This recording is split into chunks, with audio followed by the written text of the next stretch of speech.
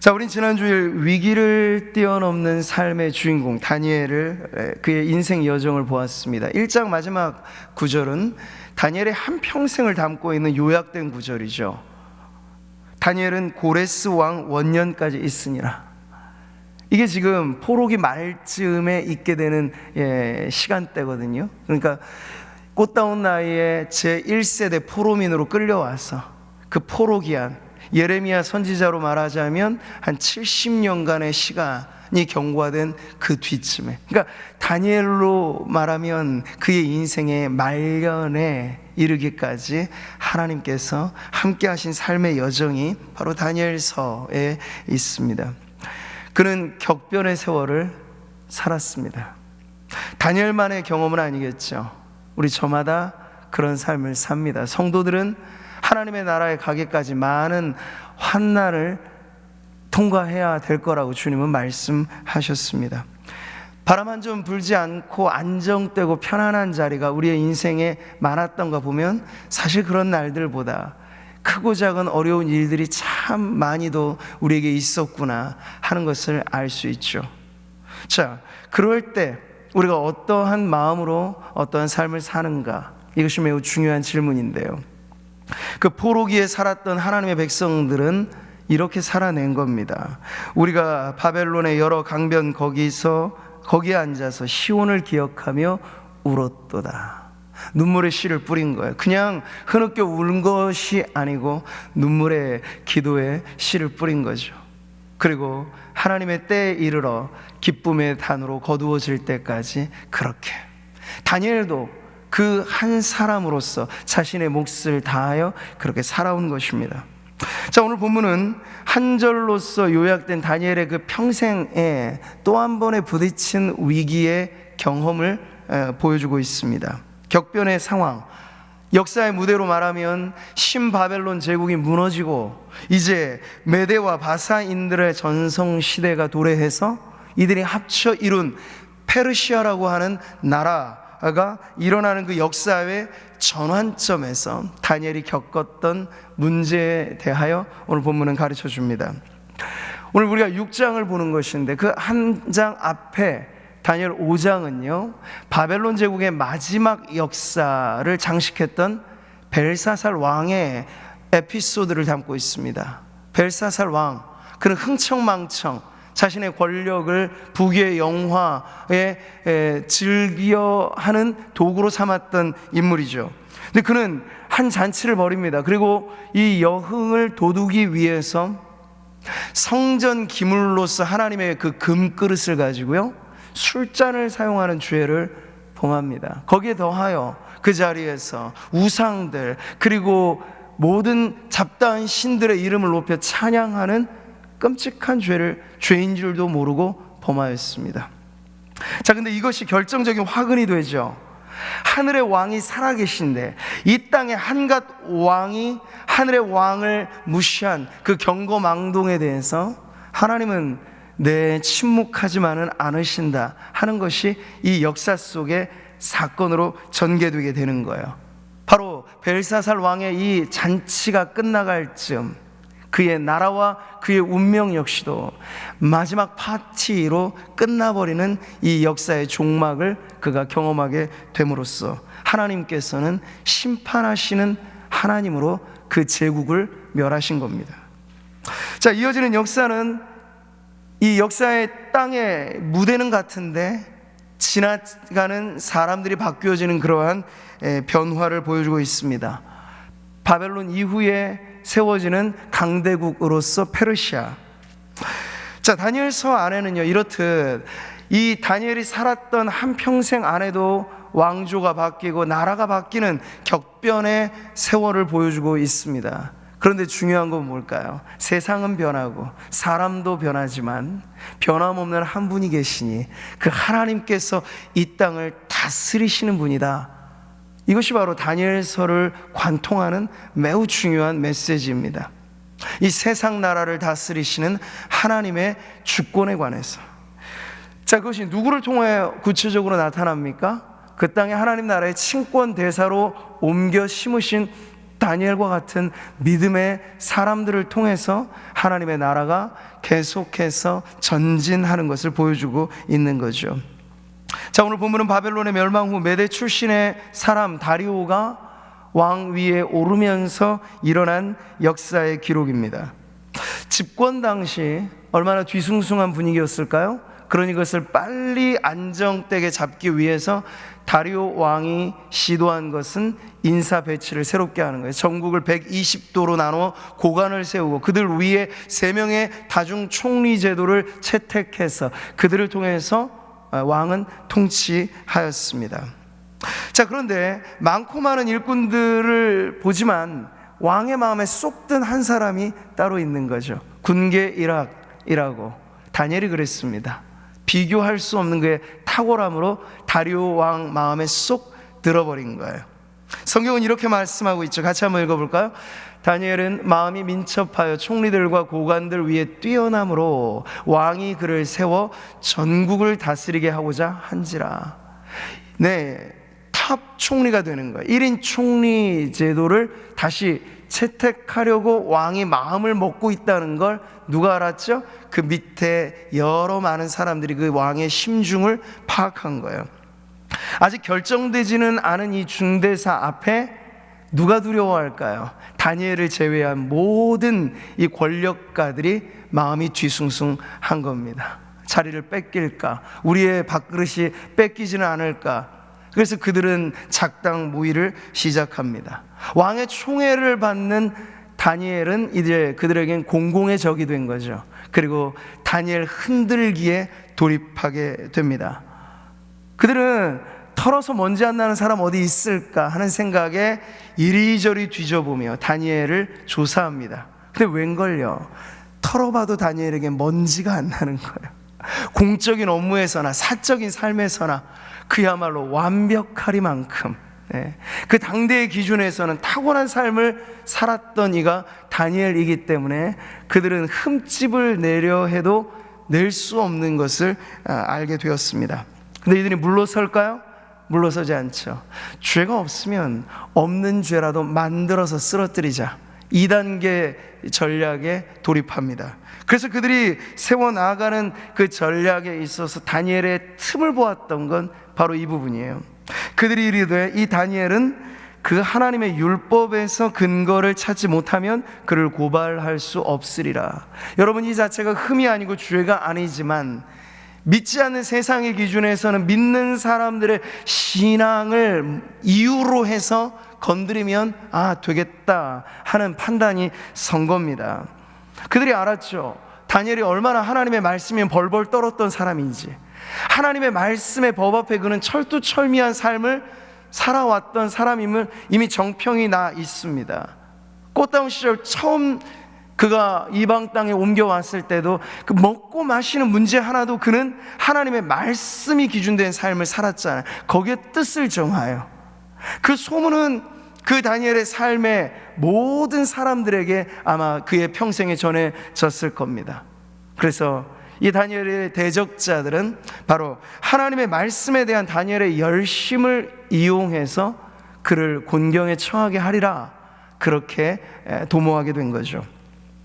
자, 당시 다리오 왕의 입장에서 보자면 이 간신들의 충동은 매우 적합한 타이밍을 찾을 수 있었습니다. 왠가요?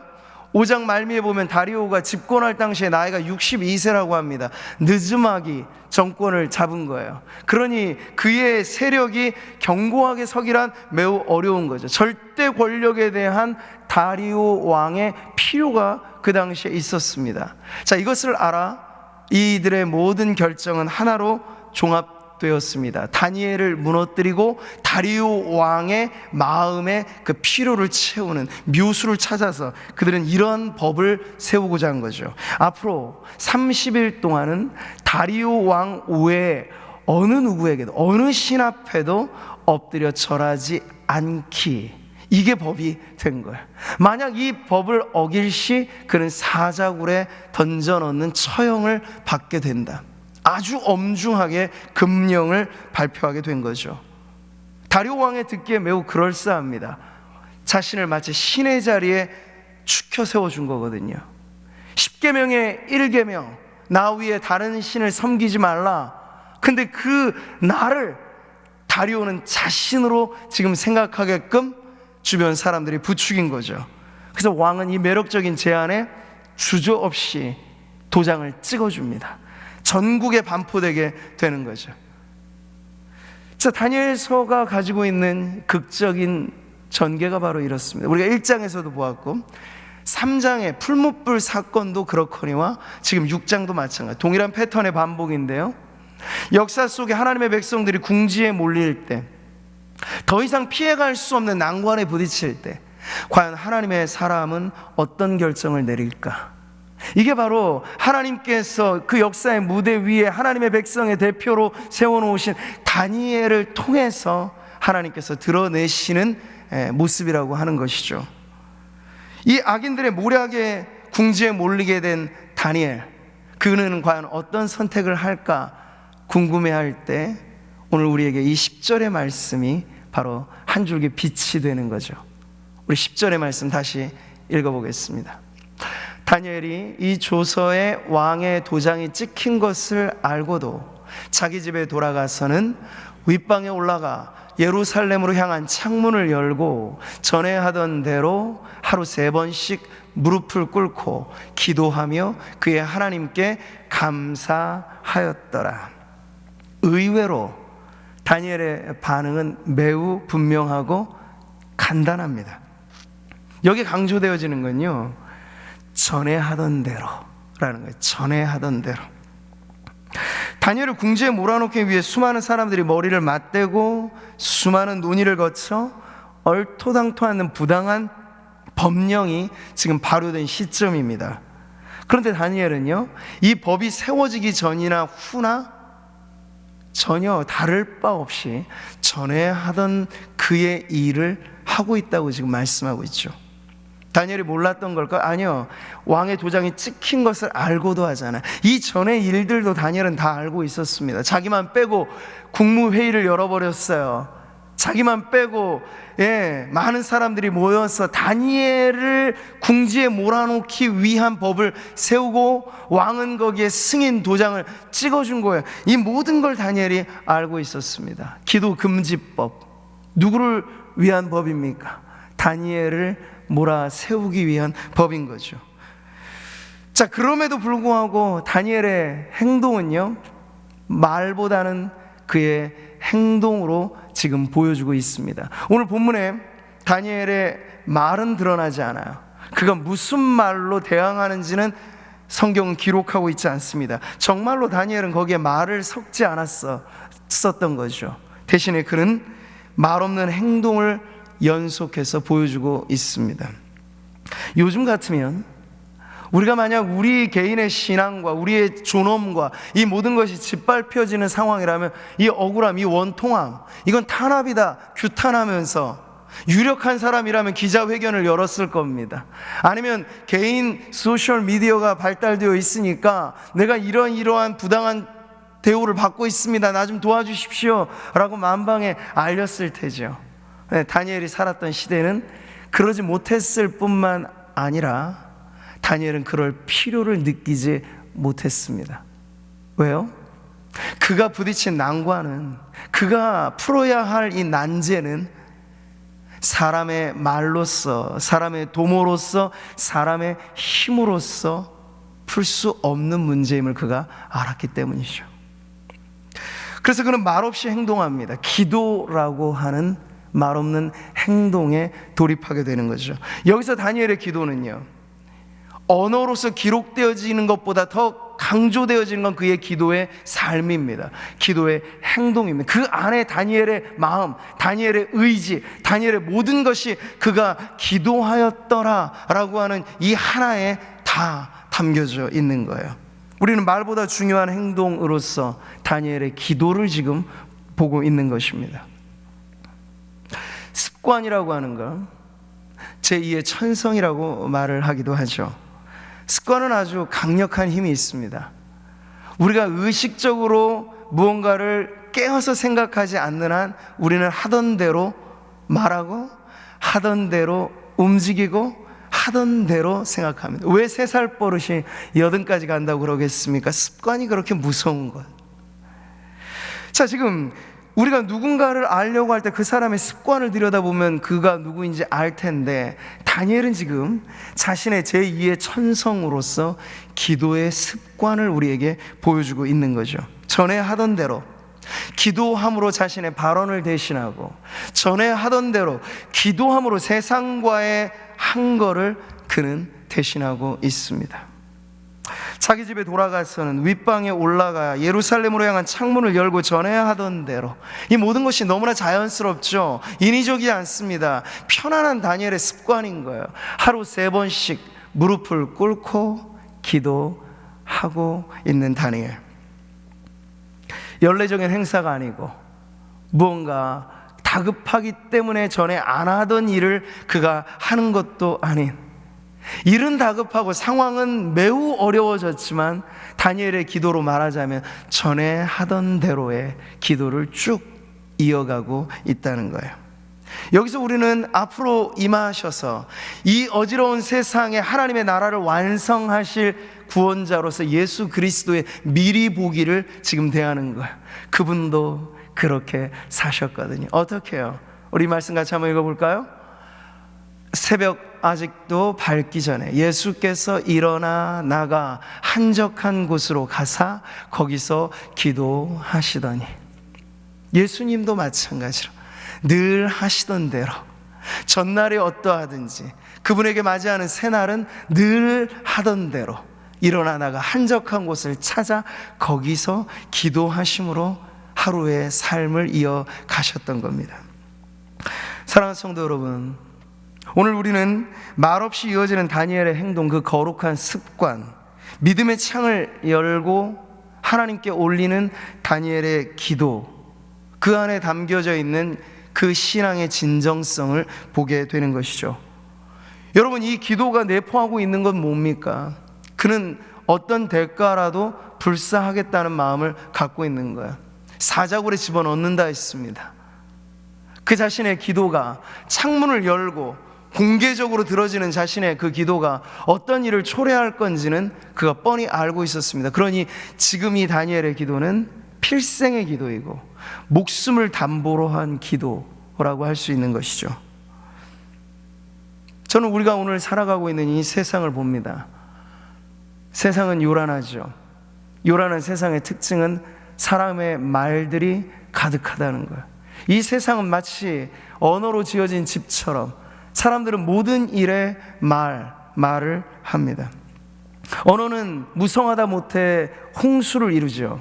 그런데 여러분, 홍수가 날 때 마실 물 찾기가 어렵듯이 사람들의 무성이 많은 이 말들이 진정 우리의 가장 근본적인 문제의 해결책을 제시해 주지 못한다는 것을 우리는 경험을 통해 알 수 있습니다. 그런데도요, 세상은 그들의 패턴대로 그대로 진행이 됩니다. 일이 벌어지면 사람들은 모입니다. 모여서 말을 합니다. 논평을 만들어내고 보도를 만들어냅니다. 정치인들은 저마다의 입장을 표명합니다. 이 모든 것이 말로써 쏟아지는 이야기들이죠.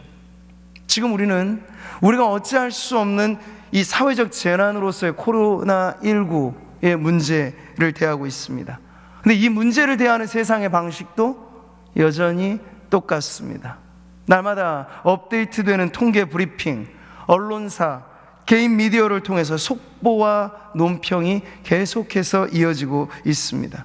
물론 국민으로서 우리에게는 알 권리가 있고 아는 것이 힘이다라는 말도 일면의 진리입니다만, 우리가 지금 무엇을 경험하고 있습니까? 이 많은 말들이 눈에 보이지 않는 바이러스에는 아무런 도움이 되지 않는다. 분석하고 결론을 맺고 말을 하지만 여전히 이 해결책은 난황을 겪고 있습니다. 자, 이때 우리는 오늘의 본문의 말씀이 우리에게 전해주는 울림, 메시지를 붙잡는 거죠. 말없는 다니엘의 행동, 다니엘의 기도, 그 개인의 위기뿐만 아니라 그가 위기의 시대를 살았던 모든 성도들을 대표하여 그 자리에 있는 다니엘의 그 모습, 바로 그 기도에서 우리는 하나의 답을 찾게 되는 것입니다. 지금 상황은 기도하면 죽는다는 법입니다. 어명이 떨어졌습니다. 근데 다니엘은 어떻게 받아냅니까? 기도하지 않으면 죽는다. 이렇게 그는 하나님의 어명을 더 크게 받아들이고 있습니다. 근데 이 또한 요란하지 않아요. 내가 이렇게 하고 있노라 공개적으로 발언하지 않아. 그냥 하던 대로, 하던 그대로의 삶을 유지하면서 그는 기도하지 않으면 죽는다는 철칙을 이어가고 있는 거죠. 하루 3번씩 거의 예배적인 차원으로 정규화된 그의 무릎 꿇음은 바로 그것을 보여주고 있는 거죠. 그래서 그 주변에서 사람들이 모였고 궁리했고 말했고 법을 만들어내는 그 모든 과정에서도 다니엘은 기도했고 또 기도했고 또 기도했던 것처럼 세상의 결정이 어떻게 내려지든지 다니엘은 여전히 기도하겠다 하는 그 마음으로 자신의 삶을 이어가고 있는 것입니다. 네, 성도는 기도로 말하는, 성도는 기도로 사는 존재라고 저는 분명히 말씀드리고 싶습니다. 해답을 찾을 길 없는 수많은 이 공방 속에 우리는 지쳐가는 이 세상을 경험합니다. 육신의 건강의 문제뿐 아니죠. 말할 수 없이 우리에게 누적되어지고 있는, 퇴적되고 있는 이 정신의 상태는 거의 이 공황적인 상태까지 이르게 될 수 있어요. 영적인 타격도 너무나 심한 것입니다. 보이지 않는 폐해는 더 큽니다. 근데 이럴 때 우리가 집중해야 할 것이 무엇인가 말한다면 생명의 말씀을 붙잡고 성도는 기도로 말한다는 철칙과도 같은 그 삶의 모습을 다니엘이 그랬듯 우리도 지금 믿음의 창을 열어 하나님 앞에 그렇게 나아가야 될 때인 줄 믿습니다. 가서 성전에 서서 이 생명의 말씀을 다 백성에게 말하라. 이것이 사도들에게 주어진 어명이었습니다. 지금도 오늘도 우리는 예배 중에 선포되어지는 생명의 말씀을 듣습니다. 여러분, 이게 왜 생명의 말씀인가? 이 말씀이 우리를 살려내기 때문입니다. 사람은 떡으로만 살 수 없습니다. 사람은 하나님의 입에서 나오는 말씀으로 진정 삽니다. 살리는 것은 영이니 육은 무익하니라. 내가 너희에게 이런 말은 영이요 생명이라. 예수님의 이 말씀과도 같이 복음이 우리를 살려냅니다. 진리의 성령께서 우리에게 전하신 이 말씀이 우리가 버티고 견디는 힘이고 능력이 된다는 것이죠. 오늘 우리는 이의 균형을 이루어 성도들은 주어진 말씀의 다림줄이 우리의 내면에 쭉 내리워질 때 좌로든 우로든 치우치지 않고 이 말씀 위에 우뚝 서서 기도로 이 험한 시절을 지나가야 될 줄 믿습니다. 그들이 사도의 가르침을 받아 초대교회 성도들의 모습이에요. 서로 교제하고 떡을 떼며, 그 다음이 중요하죠, 오로지 기도하기를 힘쓰니라. 스스로 악한 길을 떠나 회개하며 주님께 돌아올 때 하나님께서 우리를 사하시고 그 땅을 고치시마 약속하신 말씀대로 이 땅에 이 질병, 이 전염병이 퇴치되고 온전히 회복되어지는 역사가 일어나도록 우리의 기도의 자리를 지키시기를 바랍니다. 믿음 온 여러분 등불을 켜시고 어려울 때 더 한 걸음 나아가 기도의 자리를 사수하면서 하나님의 은혜가 우리를 통하여 만방에 흘러가게 되는 축복의 통로된 삶을 살아가시는 우리 모든 성도님들 되시기를 주님의 이름으로 축복합니다. 바라보니